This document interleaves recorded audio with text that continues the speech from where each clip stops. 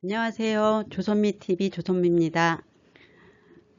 자, 제가 이번 시간에는 이런 주제로 이야기를 해볼까 하는데요. 사람들은 왜 불합리한 일에 동조할까? 네, 이 주제로 이야기를 하게 된 계기는 굉장히 우연하고 갑작스럽게 이루어졌는데요. 제가 유튜브 동영상을 우연히 보게 됐습니다. 뭐 혹시 이런 프로그램을 여러분들이 보시는지는 모르겠는데 여기 보면은 실화탐사대라는 그런 프로그램이 있나 봐요. 실화탐사대라는 프로그램에서 버려진 의사, 이제 소제목이 버려진 의사라는 한 20분짜리 영상을 보게 됐어요. 그래서 이제 여기 요 가운데 있는 분이 대역인데 이제 버려진 의사의 역할을 하는 분입니다. 전체적인 이야기를 보면 이 의사는 굉장히 유능하고 실력을 인정받은 사람으로 큰 대형 병원에서 이제 일을 하고 있었습니다. 근데 이제 아마 연구도 굉장히 잘하고 환자들도 잘 보고 그래서 실력은 인정받았는데 이제 이유는 모르겠지만 시간이 지나면서 점차 그 과에 다른 구성원들과 멀어지기 시작했다고 해요. 근데 이제 그 정도가 점점 더 심해져서 다 같이 하는 단톡방에서도 뭐 쫓겨난다 그래야 되나요? 이제 나가라 그러고 자기네들끼리 대놓고 이 사람을 이제 비난하고 욕하는 글들을 올리고 이 사람이 뭔가 이제 과장으로서 지시를 하면 듣지 않고 이런 일들이 이제 점점 심해졌다고 합니다.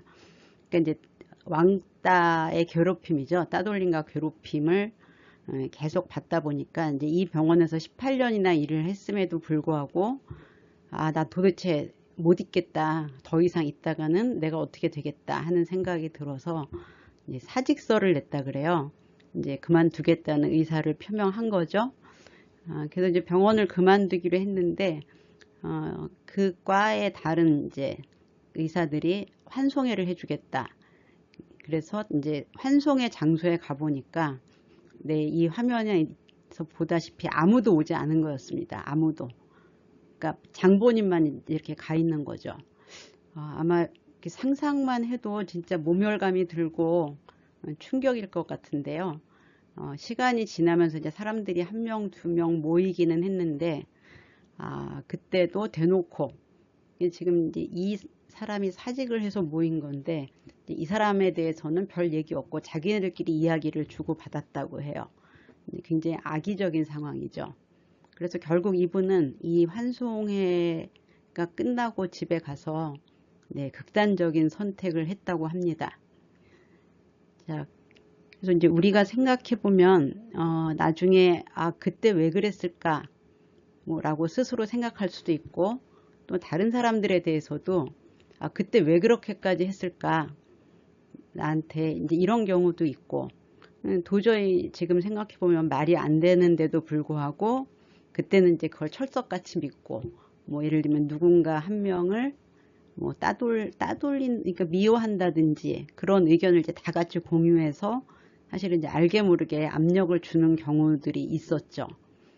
뭐 저도 쭉 돌아보면은 이제 제가 병원에서 일하는 동안은 저 혼자 이 일을 하기 때문에 그냥 원래 직역상 그러니까 직업의 영역상 이제 저는 혼자라서 약간 구조적으로 따돌림을 당하는 상황입니다. 따돌림을 당한다기보다 예를 들면 같이 회의를 하면은 이제 그 의사들이 하는 얘기는 저는 잘 못 알아듣죠.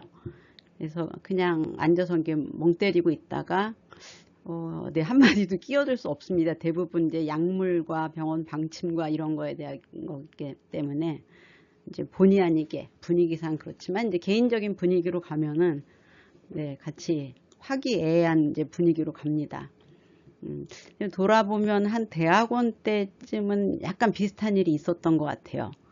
그래서 요즘 흔히 말하는 뭐 인싸, 아싸 뭐 그런 어떤 그룹이 있어서 그 인싸들이 모여서 아싸를 좀 비난하거나 좀 배척하거나 이런 일들이 있었던 것 같은데 그냥 어느 집단이나 이제 심하게든 심하지 않게든 비스무리한 다수의 사람들이 합리적이지 않은 이유로 특정인을 이제 배척하는 그런 일들이 있고요. 뭐 이 영상을 보는 분들도 뭐 우리 애 친구 엄마들 학부모 모임에서 뭔가 나만 좀 정보를 안 주는 것 같아 라든지, 뭐 시댁에 갔는데 나만 좀 살짝 딴 세상 사람인 것 같아, 뭐 이제 이런 느낌을 가질 수 있습니다. 근데 이제 그 이유가 전혀 이제 합리적이지 않다는 거죠. 아니면 이유가 없거나. 네. 그래서 그런 일들에 대해서 한 번쯤 생각해 보면 좋을 것 같아서 이제 제가 이 영상을 근거로 해서 네, 왜 사람들은 이런 심리를 갖는가 하는 것들을 말씀드리려고 합니다. 네, 앞의 내용을 잘 설명해 줄 만한 이론이 이미 1950년대에 이루어졌는데요. 1955년도 솔로몬 애쉬라는 사회심리학자가 이제 이런 광고를 냈습니다. 심리학 실험에 참여할 사람을 구합니다. 이제 요즘은 우리도 그렇지만 이제 미국 같은 경우에는 심리학 실험에 참여할 피험자를 이제 광고를 내서 구하고 그 사람이 참여한 데 대해서 뭐 약간의 소정의 뭐 상금이라든지 상품을 줍니다.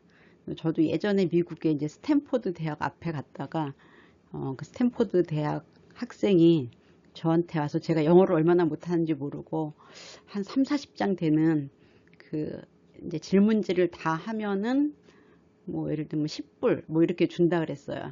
10불은 정말 탐났지만은 그거를 읽다가 쓰러질 것 같아서 이제 할 수 없다고 거절을 했는데요. 어쨌든 이 당시에도 이제 이런 방법들이 쓰였다는 거죠. 그다음에 학생들 같은 경우는 이제 학점을 좀 더해주기도 합니다. 그래서 어떤 사람이 뭐 M이라고 하죠. M이라는 사람이 이제 이 광고를 보고 이 교수의 연구실에 찾아갔습니다. 이게 실제 당시 사진이라고 해요. 그래서 보면은 둘, 넷, 여섯, 일곱, 이제 7명이 앉아 있는데 이 M이라는 사람이 이제 마지막으로 가서 이 자리에 앉았습니다. 그래서 이제 지금부터 실험을 시작하겠습니다 하고, 네, 이제 카드를 이렇게 2개씩 줬습니다. 한 사람 앞에. 자, 여기 이제 A, B, C라고 3개의 서로 길이가 다른 선이 있고요. 그 다음에 이제 여기는 네, 그냥 하나의 선이 있습니다. 문제는 굉장히 간단해요. 지금 보여준 이 카드와 똑같은 길이의 선이 A, B, C 중에 뭔가 하는 거를 고르는 거였습니다. 자, 이제 이거를 골라서 대답하는데 뭐 예를 들면 10달러나 주니까 아주 쉬운 과제죠. 그래서 이 M이라는 사람은 이렇게 생각했겠죠. 이거 뭐야, 너무 쉽지 않아. C지 뭐. 혹시 C로 안 보이는 분 있나요? 네, C입니다. C겠죠? 네. 자, 그런데 이 사람 옆에 있는 사람부터 이제 한 사람씩 대답을 하기 시작했습니다. 결과는 굉장히 뜻밖이었어요. 그냥 C 이렇게 쭉 말할 것 같았는데, 네, 이런 결과가 나왔습니다. 자, 이 사람이 앉아있는 왼쪽부터 쭉 돌아서 마지막에 이 M이라는 사람이 답하는 그런 순서로 이루어졌는데, 첫 번째 사람이 A 이렇게 말한 거죠. A.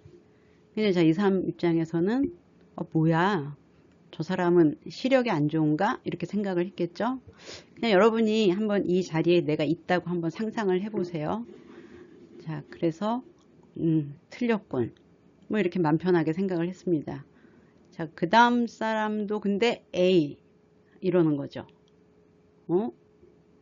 아니 왜 둘씩이나 틀리지? 이게 어려운 문제인가? 그 다음도 A. 근데 이때부터 약간 멘탈이 흔들리기 시작하겠죠. 그냥 저라면 그랬을 것 같습니다. 네 번째 사람도 A. 그러면 내가 뭘 잘못 알았나? 지금 뭐 이거보다 짧은 거를 고르라 그랬나? 근데 이렇게 생각을 하게 됩니다. 그럼 C가 틀렸나? 난 정말 C라고 생각했는데, 그 다음 사람도 이제 A라고 굉장히 당당하게 얘기했습니다. 뭐 이쯤 되면 내가 뭔가를 잘못 알았을 수 있겠죠. 그렇지만 내가 들은 문제가 있고 이제 보고 있는 카드가 있는데 이제 고민을 이제 여기부터 심각하게 하게 됐습니다. 근데 그 다음 사람도 A라고 했습니다. 자, 여러분들은 이쯤 되면 뭐라고 답할 것 같으세요? 자, 그냥 A라고 다 하는데 여기서 내가 C라고 생각했다고 C라고 대답하는 거는 굉장한 압력이 되겠죠. 그래서 마지막까지 갔는데 마지막 사람도 A라고 했습니다. 뭐 광고에 보면 모두가 yes라고 말할 때 no라고 말하는 사람, 뭐 이렇게 되게 멋있게 나와 있지만 직접 이 자리에 앉아서 나는 C인데요 라고 말할 수 있는 사람이 몇 프로나 될까? 네, 한번 추측해 보세요. 자, 이제 이 M이라는 사람이 여기 앉아 있는데 순서대로 7명이 모두 A라고 했습니다. 자, 나는 소심파 C야. 나는 아무래도 나 스스로가 의심스러워 A야. 자, 이제 이게 실험의 결과입니다. 네, 무려 70%의 사람들이 A라고 대답을 했어요. 소심파 C는 30%에 불과했습니다.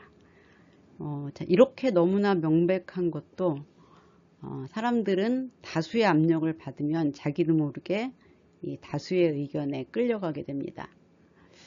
자, 그러면 이 앞에 있는 사람들은 뭐지? 정말 A라고 봤나? 예, 그렇진 않다고 해요. 그러니까 이 M이라는 사람 외에 7명은 실험 보조자였습니다. 그러니까 미리 세팅을 한 거죠. 그러니까 사기죠. 그래서 7명은 실험 보조자로 앉아서 무조건 A라고 답하게끔. 이제 A도 그냥 답한 게 아니라 자신감 있게, 저거 A지 뭐 이런 걸 물어봐 뭐 라든지, 나 A 뭐 라든지, 먼저 이렇게. 그러니까 이제 점점 이 M이라는 사람으로 하여금 생각이 흔들리게, 진짜 내가 잘못했나 이제 이런 느낌이 들게끔 연기를 이제 훈련을 해갖고 앉혀 놓았습니다. 자, 이제 이거는 무슨 의미냐?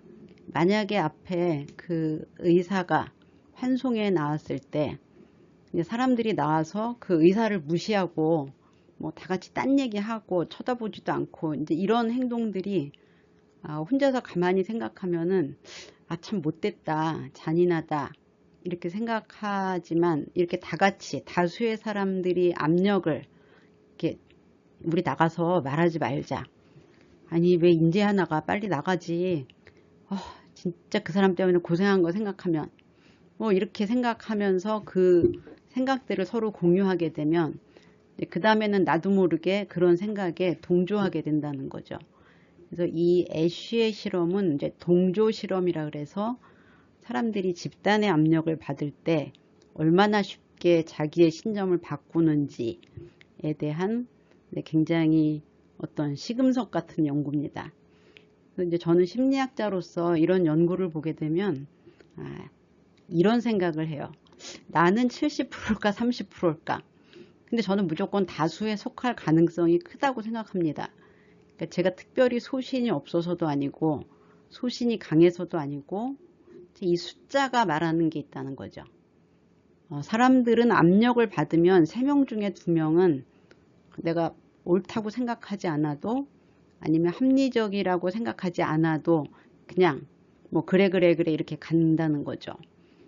뭐 이제 식당에 다 같이 갔는데, 이탈리안 식당을 갔는데 뭐 나는 이제 리조또 먹고 싶었어. 리조또 오늘 꼭 먹고 싶어. 근데 딴 사람들이 나 파스타, 나 피자 뭐 이렇게 되면은 끝에 나 혼자 리조또 이렇게 말하는 게 어렵다는 겁니다. 뭐 물론 파스타하고 리조또는 가격이 비슷해서 부담이 덜할 수 있는데, 난 꼭 스테이크를 먹어야 되겠어. 근데 오늘은 내가 돈 내지 않고 저 P씨가 돈을 내기로 했어. 근데 이제 P씨가 이렇게 말하는 거죠. 먹고 싶은 거 다 먹어. 내가 오늘 크게 한턱 쏠게. 이제 아마 이런 경우는 많을 거예요. 크게 쏜다고 뭐 어디까지 먹어도 돼? 이제 보통 이렇게 한계를 정하죠. 근데 이제 한계 없어. 다 먹어. 내가 뭐든지 살 거야. 근데 이제 다 경험해 보셨겠지만 이때는 첫 번째 사람이 굉장히 압력을 받게 됩니다. 왜냐면 내가 여기서 대략 요 정도 가격에 먹으면 딴 사람들도 이제 그 주변으로 모이게 되죠. 근데 이제 나는 스테이크를 먹어야지, 등심 말고 안심, 조금 더 비싼, 이제 이렇게 생각하는데 앞 사람들이 전부 다 샐러드, 나 리조또, 나 파스타 이렇게 5명이 시켰는데 6번째인 내가 나 안심 먹어도 될까? 이렇게 말하는 건 약간 소시오패스라는 말을 듣지 않을까 싶습니다. 자, 그래서 이제 심리학은 옳고 그름에 대한 학문이 아니고 다수의 사람들은 어떻게 생각하나, 대다수가 왜 이제 이렇게 반응하나 하는 걸 밝히는 것이기 때문에 많은 분들이 이 결과를 보고 아니 어떻게 그럴 수 있어? 라고 생각하시는 시간이 아니라 그렇구나. 말이 안 돼도 사람들이 남들이 다 그렇게 생각하면 그냥 자기도 모르게 우리는 자기도 모르게 다른 사람의 생각이 내 생각이다 라고 믿는 경우가 많다는 거죠. 얼마나? 70% 이상. 자, 그냥 저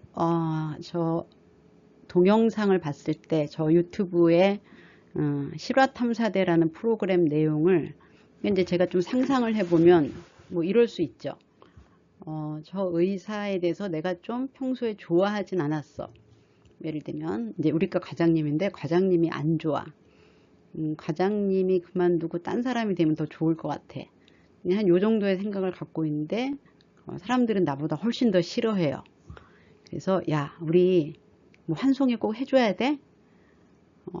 그러면은 환송을 해줘야 되는 다른 직원이 있으니까 거기다 묶어서 하자. 실제로 이제 다른 직원 하나도 같이 환송회를 했다 그래요. 그러니까 그냥 중요한 건 그 사람이고 그냥 과장 거기다 끼워서 하자. 그러면 그러지 뭐.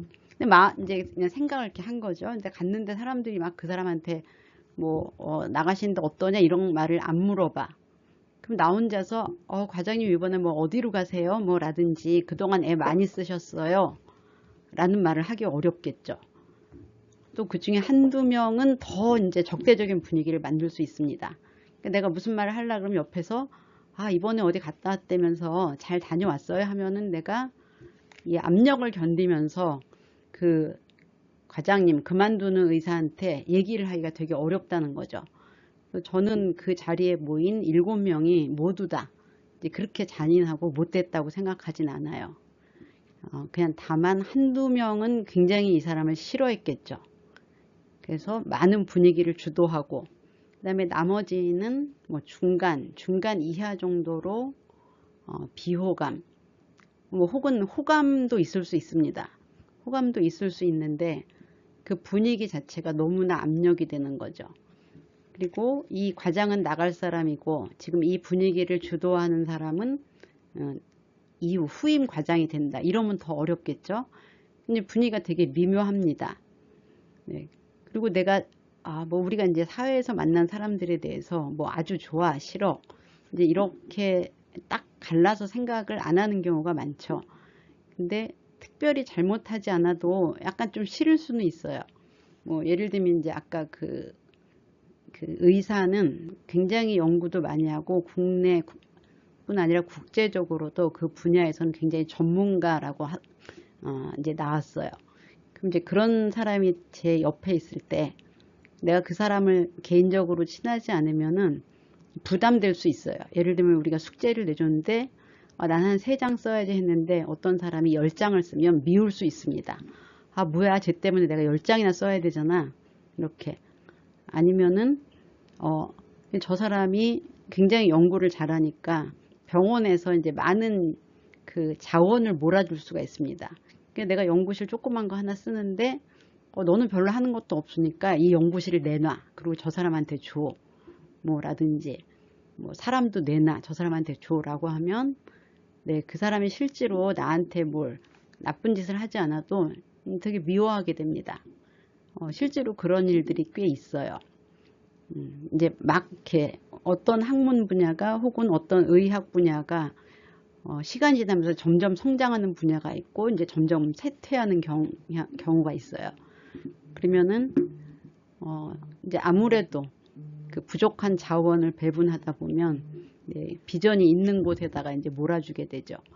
그러면은 갖고 가는 사람이 있으면 뺏기는 사람도 있습니다. 그러면 이제 이게 어떤 시대의 흐름이라고 생각하기보다는 많은 사람들이 나는 피해를 봤어. 저 사람이 내 걸 뺏어갔어. 이제 이렇게 생각하기 쉽거든요. 그러면 이제 뺏긴 사람들끼리 모여서 아, 저 사람이 무슨 부당한 방법으로 그랬대.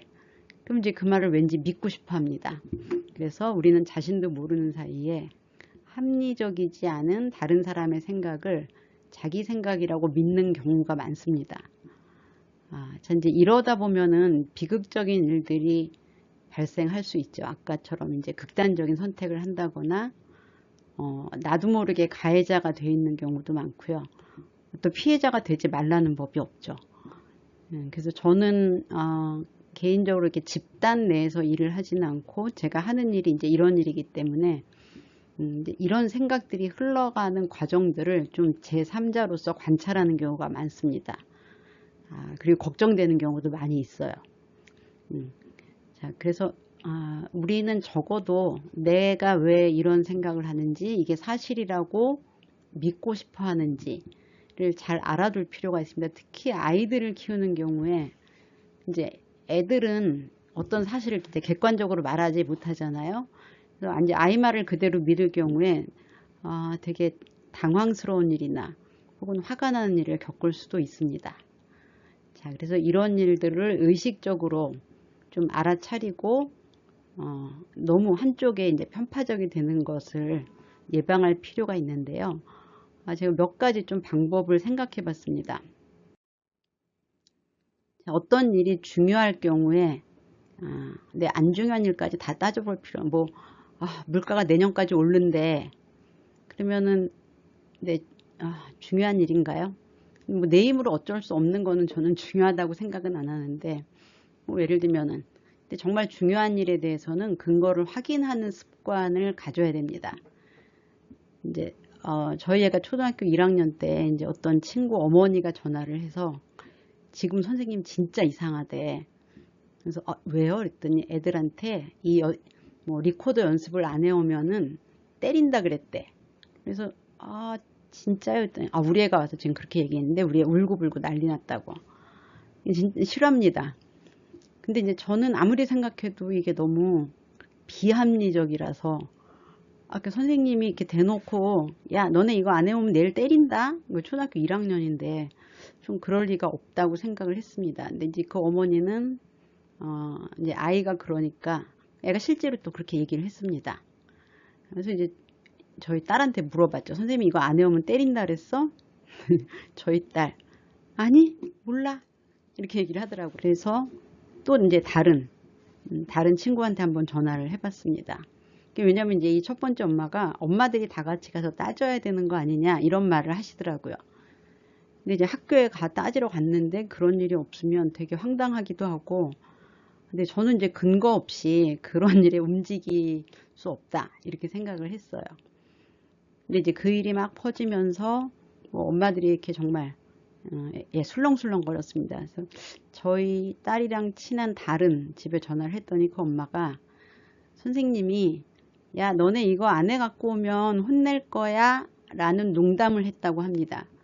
그 집 아이는 선생님이 농담했어 라고까지 말을 한 거죠.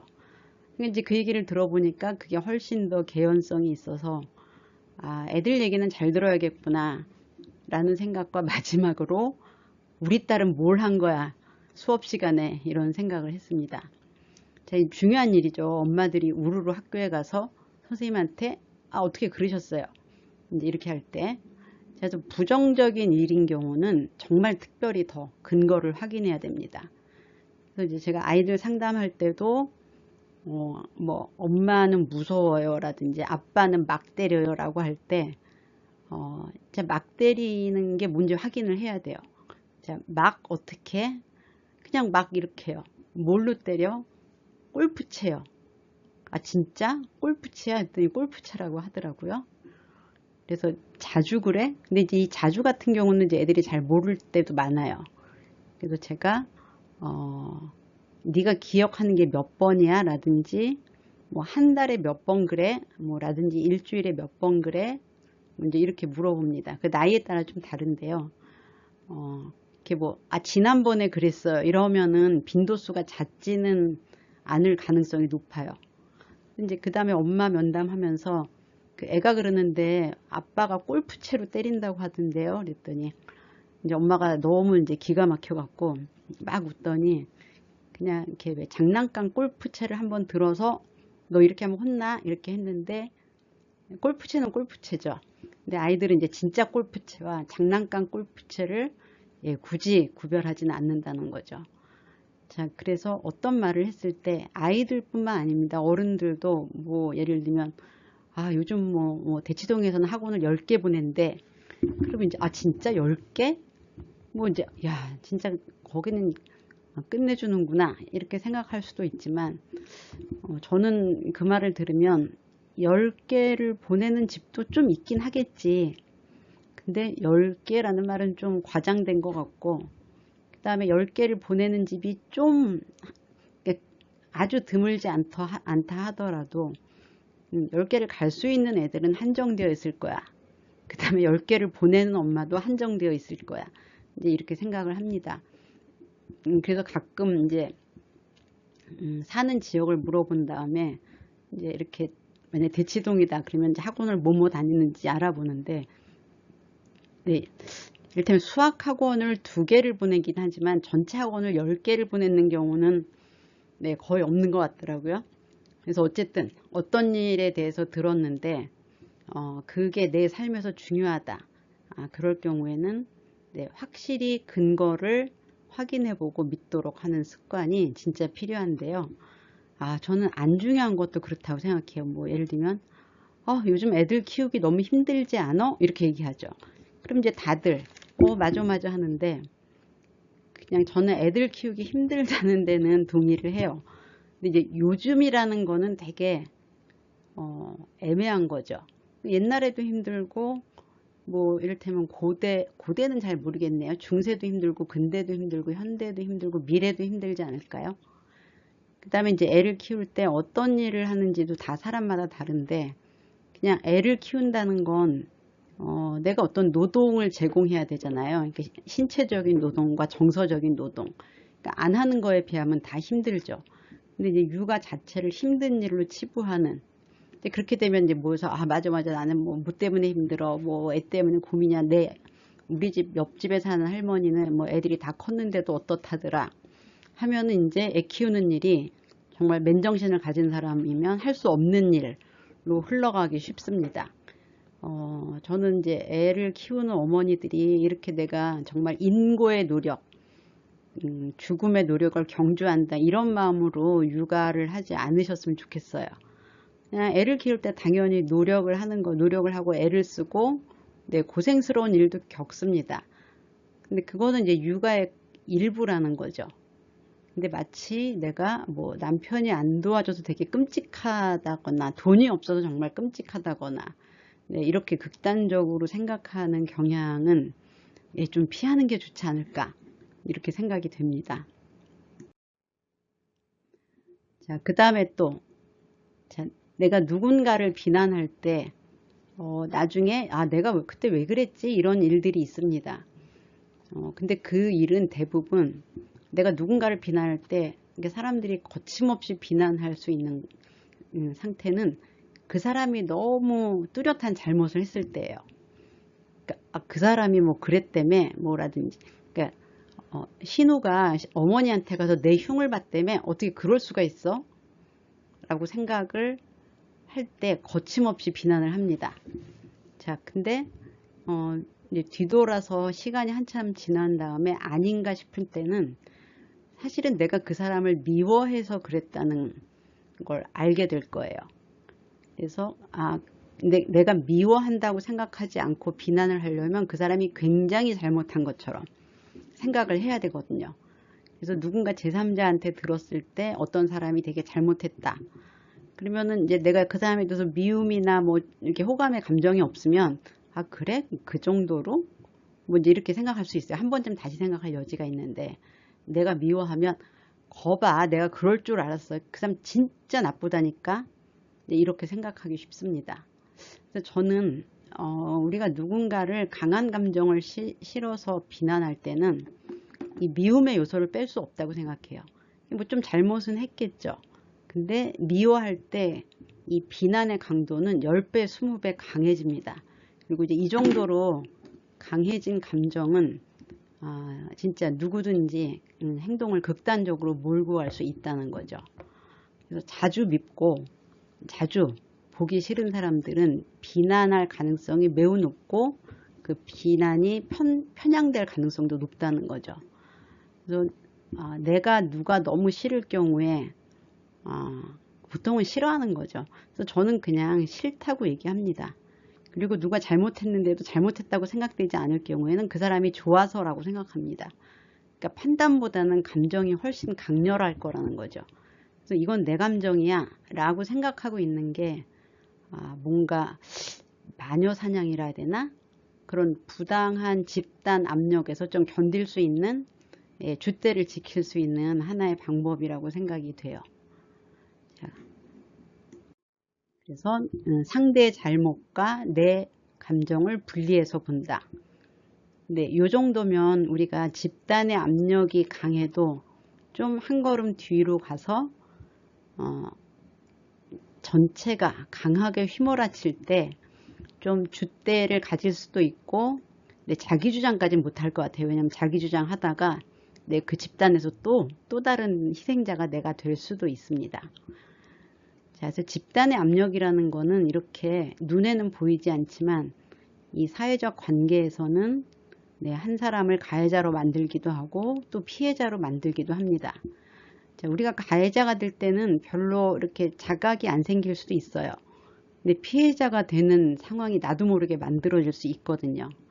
그래서 평소에 항상 객관적인 근거를 좀 확보해서 판단하도록 하고요. 그 다음에 실질적인 잘못과 감정을 분리해서 보는 훈련을 하면 어떤 사람이 감정에 따라서 굉장히 몰아치는 주변 사람이 눈에 띌 수 있습니다. 그분하고는 좀 거리를 두셔야 되고요. 그 다음에 나한테 호의를 갖고 내가 약간 잘못해도 그거를 좀 건너뛰고 나를 좋게 봐주는, 나를 응원해 줄 수 있는 사람을 항상 옆에 두도록 노력한다면 저런 불합리한 압력에 대해서 우리가 좀 스스로를 지킬 수 있는 방법이 되지 않을까 해서 오늘 이 주제로 이야기해 봤습니다. 지금까지 들어주신 여러분 감사합니다.